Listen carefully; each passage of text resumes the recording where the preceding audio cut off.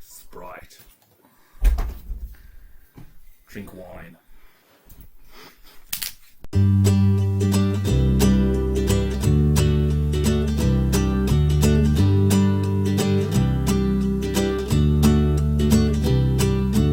I don't think that's going to have $5 billion impact on anyone's share price. Don't you? I No. hope it does. Do you? What's the wine place? Hansel Grove, McLaren Valley, Reserve, Shiraz, 2007. Shiraz. Not my favourite.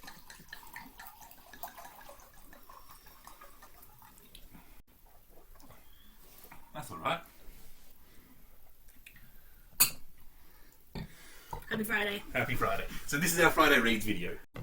Let's start with the shout out. And you know who we're shouting out this week? No, I forget. Simon and Amy. Oh, of course we are, because... Booktube with Simon and Amy. You really just... you have to check them out. It is like... It's a travesty that they don't have more subs. That their latest series, they do these series that aren't actually book reviews. They're basically a sketch comedy or a comedy series that Simon writes himself. But it's all stars. He's got the stars of Booktube Totally. and got them to play various parts in with his dad, and they're doing 009, which is obviously a takeoff of James Bond because he's reading James Bond with his dad. Yeah. There's 3 episodes out for this parody. And Scott was in the last one. So was I, but the Scott appearance is much better. So if you want to know what I would look like in drag, the answer is to click on that link in the description. It's not very good drag. It's fine. I thought I was sexy. I would have taken me home. mean that's good, I think. Yeah. Like, I wouldn't have done anything once I got home. I would have just... Put you in front of the TV and gone and read a book. Have a tea. You're clearly drunk. Shall I order some chips? Do you need a blanket? That's it. This is... Do you have an abundance of blankets now? Where do we live? Melbourne. It's fucking cold here. It is. I have read only 3 books this week, which is not an only, that's like a good amount. For a normal human being? Yeah. Yes, but you're not a normal human being. You're annoying. Yeah, I've read a lot of books this year. Which read, Scott? I have read Tipping the Velvet by Sarah Waters. Was it delicious? It was everything I was expecting in a Sarah Waters novel. It was fun, it was twisty, it had lots of lesbians in it. It was Victorian. I have watched the BBC miniseries of Tipping the Velvet. The BBC miniseries is very faithful to the book. Right. But I got a little reference I didn't get. I was like, well, this character sort of reminds me of Dorian Gray, and not Dorian Gray, but actually Lord Henry. And there was anyway, that whole, and it was sort of paid off later on when the character dressed up as Dorian Gray for a costume party, and I was like, oh, even the author agrees with my observation. So I really enjoyed that. This is a story, if you don't know what Tipping the Velvet is about, I kind of just assume that everybody knows what it's about because it's old. So, You're old. Nan Astley lives in Whitstable. She is an oyster girl. Whitstable. Whitstable is famous for its oysters, and Nancy rather, is is the youngest daughter of a family that has a fish restaurant and sell oysters. Okay. And she's very good at like doing the oyster stuff in the back end. In the back end. In the back end of the restaurant. What do they call it? A kitchen? Or some other anachronistic term? Kitchen's fine. Kitchen's fine, yeah. Land galley. Yeah. I'd like Sean to do one of his word tracing videos about the word galley. That'd be good. And then this like act comes to town, and on the act is a woman dressed as a man singing songs called Kitty Butler. And Nancy falls a bit head over heels with Kitty and sees her every night for like months. And Kitty notices Nancy, and then she calls her Nan, and that's why I keep calling her Nan. Yeah. And there may be a bit of romance there. A bit of a lesbian romance, yes. And then it goes off into a storyline that's a bit, Sarah Waters, twisty and turny. It doesn't go where you expect it to go. It's really interesting. And I won't spoil the rest for you. Good. But I think to say that Nan and Kitty at the beginning is a nice starting point. I felt like this was educating me on like all of the vernacular that Victorian lesbians would use. So, for example... Just for all the practical reasons you need to know Victorian lesbian vernacular. If I get caught in a time machine and turn up in Victorian you will know when a woman lesbian, is not hitting on you. Excellent. I just... like the term Tom, like, I didn't know what that term meant. Mm. Yeah, it means a lesbian. Clearly not a Victorian lesbian. And the term tipping the velvet, do you know what that term means? It's a sexual act that one might do to a woman. Very hard to do it to a man. All right, carry on. Yeah, so lots of that in there, and I thought it was a wonderful way of like showing me what the culture around the Victorian lesbian scene was like. I have no idea how accurate she was, but I'm going to assume more accurate than I would have been. So yeah, it was fun. It was good. It was everything I expected in a Sarah Waters novel. What else? Love After Love, Mm-hmm. by Ingrid Persaud. This is... So this novel, the premise of this novel, and the premise of this novel will sound like the entire plot, but this literally takes place in, like, moments. There is a woman and a man, and there is a son, and the son is getting hit by the dad, and the mum is getting hit by the dad, and then the mum kills the dad. Good on her. Right? Enter book.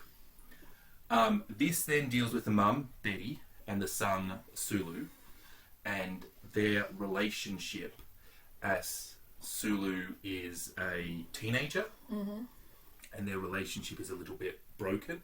And there is also... she killed his dad. She killed his dad, yeah.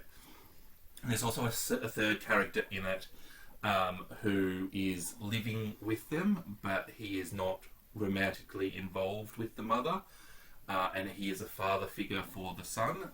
It's such a wonderful novel. This is a really good book. LGBT representation in it, but not like the major part of the book. The major part of the book is just learning about these three characters and their love life, and this young boy trying to find himself in this relationship he has with his mother, and the mother trying to like live her life. I kind of like it when queer characters are just like part of the story because they're part of planet Earth. Yeah. Like trees exist also. Do you know what I mean? Like, the point isn't that they're queer. Yeah. And then this book goes in a bit of an unexpected direction. I definitely didn't see it coming. It was very well done. It wasn't a twist, but the feeling... I mean, I guess it kind of was. But the feelings it evoked when the author did that was so similar to the feelings that I would imagine the characters were feeling at the time. And I thought that was a really wonderful, effective tool. If you've read the book, you'll know what I'm talking about. I hope you will anyway. But I just thought that that this was a fantastic book.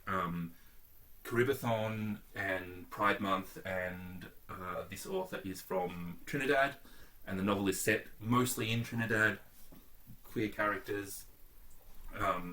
So I thought it was perfect timing for this, and I think I might really like Caribbean. I think you might. It's quite a theme for you lately. Yeah, I think I've not read many books. We say Caribbean here, not Caribbean. Because we're not American. And I suspect that people in the Caribbean might say Caribbean, and we might be wrong. But anyway, that's a little aside.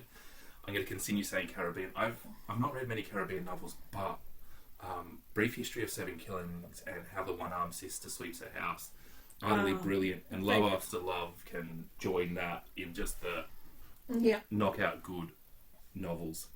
I see your third reading only got 3 stars. The Secret Life of Church Ladies. I'm a bit sad about that. I think that this is just proof that short stories are not a format that I enjoy. Really made me want to go out and find more short stories. So, yeah, that must be true for you. It was an excellent example of short stories. I've never rated a short story 5 stars. Not even Shut Up You're Pretty? No. I forget what I rated Shut Up You're Pretty. It would have been 4, I think. Mm-hmm. But my favourite short story I still only rated 4 stars. And it's just not a format that works for you. Let's speed this shit up. What did you read? I read Daryl. I finished Daryl. I think Daryl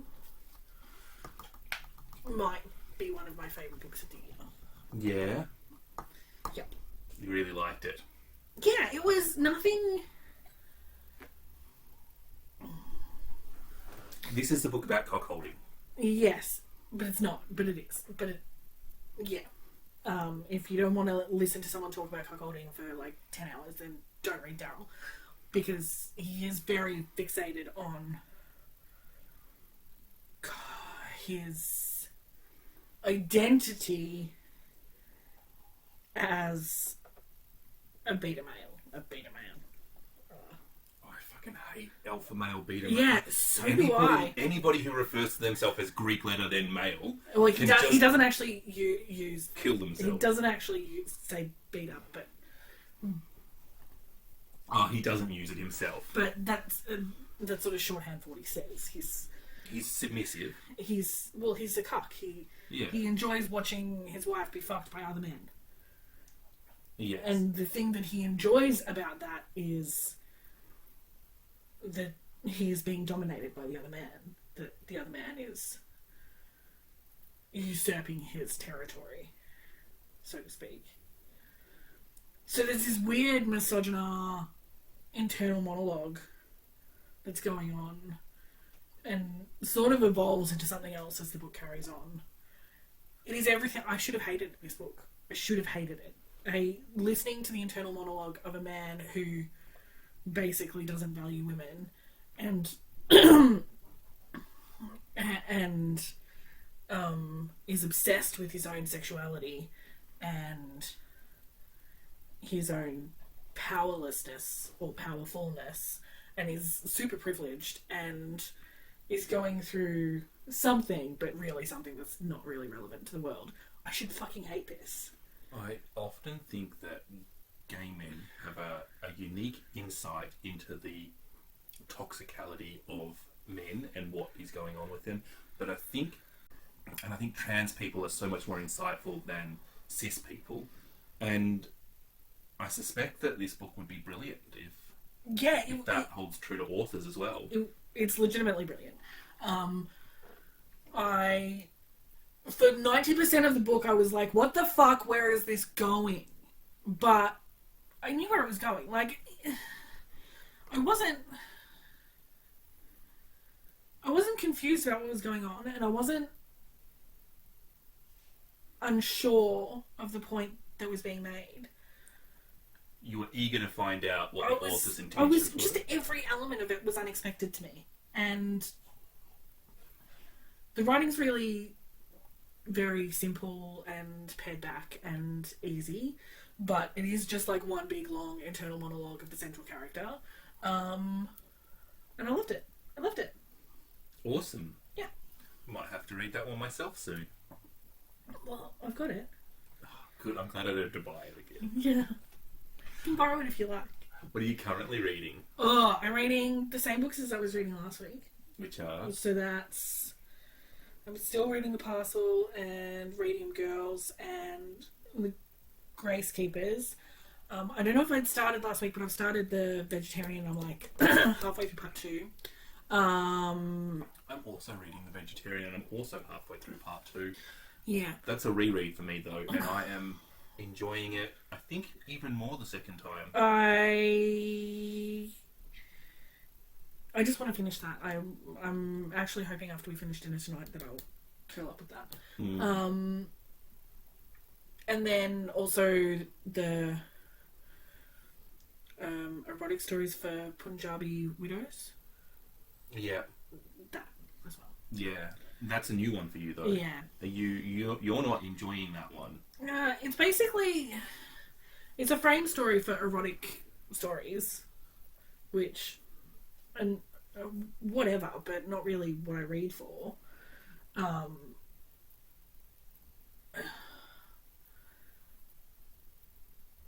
And the erotic stories actually say something about the characters that are telling them. So not that I would necessarily want to skip past them, but if you wanted to read this without reading the erotic stories, you actually can't.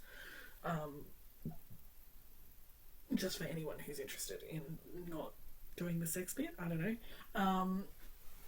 The sex is all a bit vanilla. Yeah. Which is fine, but again, like, it's not, if I was going to read erotica, it's not what I would read for erotica. So there's that, and the sort of the story that surrounds them. Take or leave it. Like, to be honest, if someone deleted this from Script tomorrow, yeah, if they deleted it from Script tomorrow, I wouldn't go and find a copy. I would just not finish it. It sounds like you should just DNF it and move on. I'm not hating it though, like, it's fine, but it's just... Sometimes you're just reading the average book and you just yeah, like, it's really middle of the road, and I feel like it's been a long time since I've read something that is middle of the road. Is so... yeah. I've got some recommendations for you. I don't want any more. I've been reading lots of, like, really interesting stuff. I think I've done really well this year, and this is just like, it's a little bit of a hurdle, actually. It's what happens when you pick on shiny rather than BookTube recommended it. No, actually BookTube recommended it. Yeah, I can't remember who. It was one of you.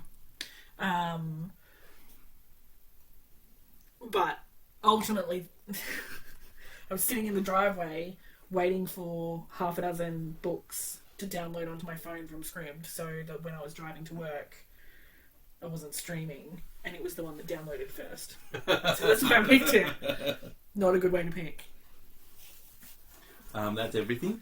Yeah, I think that's everything. We're also doing My Cousin Rachel by Daphne du Maurier is the book we're listening to when we're in the car together. Yeah. Which, when we have a conversation in the car, we turn it off. So sometimes we get through quite a bit, and other times we don't. Talk, because we're humans that like each other. Which is problematic for the book, but it's good for our relationship. Yeah, it's a good sign that we still have conversations occasionally. Last week we said, I wonder if we'll see Cousin Rachel, and this week we have seen Cousin Rachel, and not a lot else has happened. No, not a lot else has happened. So I'm also reading The Vegetarian. I said I am most of the way through the SubTweet by Vivek Shraya. This is I want to try Vivek Shraya. An interesting book. One of the little things I liked is it really focuses on these two women, and about halfway through the book, Vivek just drops that one of the women is trans, just casually, and ignores it. And none of this book has been about their trans experience, but a lot of this book has been about their experience being brown. Yeah, cool. But this is really about two women who are friends in the music industry, and the insecurities that these two women have, and a lot of it is happening on social media.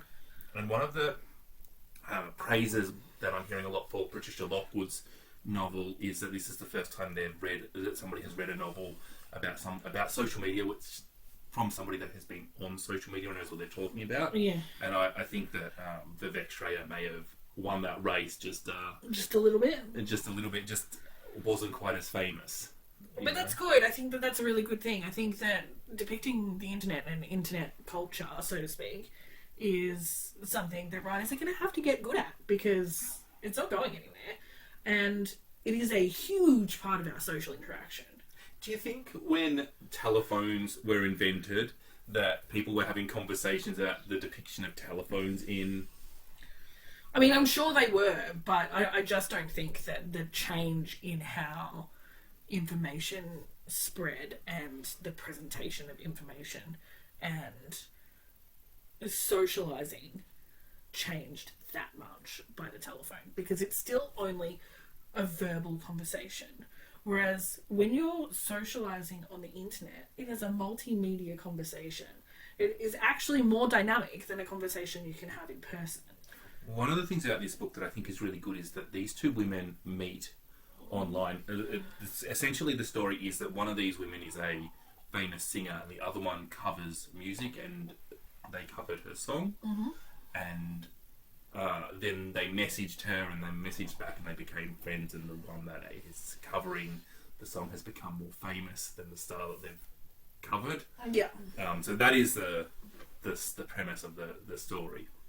But I like that they met online because, like, we met online, and I imagine that so many people now would say that they've met their partner through a dating app or Tinder or Grindr or any of the various YouTube? casual sex. Is there any booktube romances? Because we've met so many friends on booktube. We've got friendmances going on. No. What's the word? I don't like it. We've made friends on booktube, but that's not a cool word. I don't want a cool word. Improve friendmans. No, don't. Has anyone had a booktube romance? I want to know. That would be cool, because I think as far as romance is going, that people on booktube are more suited to other people on booktube than they are to the general scum population. Anyway, next. Am I not allowed to call the general population I'm really scum? hungry. If you don't hurry up, I'm going to eat you. Oh, okay, sorry. I'm also reading The Passion by Jeanette Winterson. It's a historical fiction about Napoleon invading England. And chickens. And chickens. Lots of chickens. There's a lot of chickens in They're it. not going away, the chickens. No, there's the chicken book. I'm about a third of the way through that. And I am still reading The Three Body Problem by Xixian Liu, I don't fucking know. And I'm starting to not care that much because I don't think it's very good, to be honest. Oh no! So we'll see. I'm not at the DNF stage yet. I'm still giving it time, but I'm starting to think. I mean, you can't endorse fucking the persecution of minorities and then write a shit book. That's gonna upset me. Yeah, well, that's it. I am reading it to test a theory about problematic authors, and yeah. Mm. Well, that's what I'm currently reading. That's what you're currently reading. Anything on your TBR for this week? I definitely want to finish The Vegetarian. And I've got a couple of things on my radar for. I want to pick up once I finish the Punjabi widow bullshit. I want to pick up Battle Royale because that's a recommendation from my bestie, and it's on Scribd.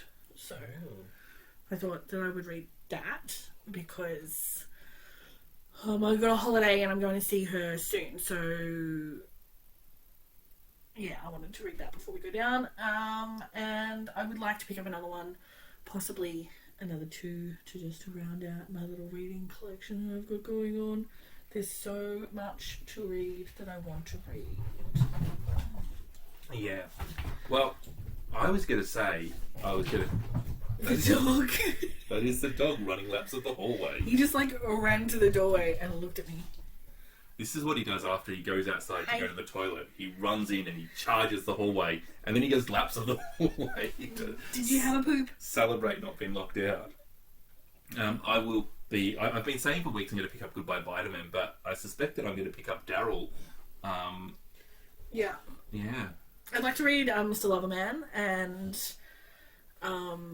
That's really good. yeah, there's just a few that every time I look at the bookshelf, they're calling my little name. Detransition baby. Yes! Yeah, you should read Yes! Detransition Baby. That's pretty high on the list too. That's actually on my bedside table, literally saying, read me! Well, that's our Friday reads for the week. Our community question is booktube romances. Do you know of any? Are you in one? Tell me about it. And it's not allowed to be we're a husband and a wife and we both have booktube, but we were married before booktube. You have to have met on booktube. Yeah. Or better question, would you leave your partner for another booktuber, and who would it be? Don't answer. Spilled my wine. Good, you deserve it. Yeah, I mean, you'd be pretty silly to answer that in public. I mean, yeah. Yeah. Anyway. Love you all. Bye. But not in that way. Maybe I do. Maybe you'd leave me for a booktuber. Yeah, probably.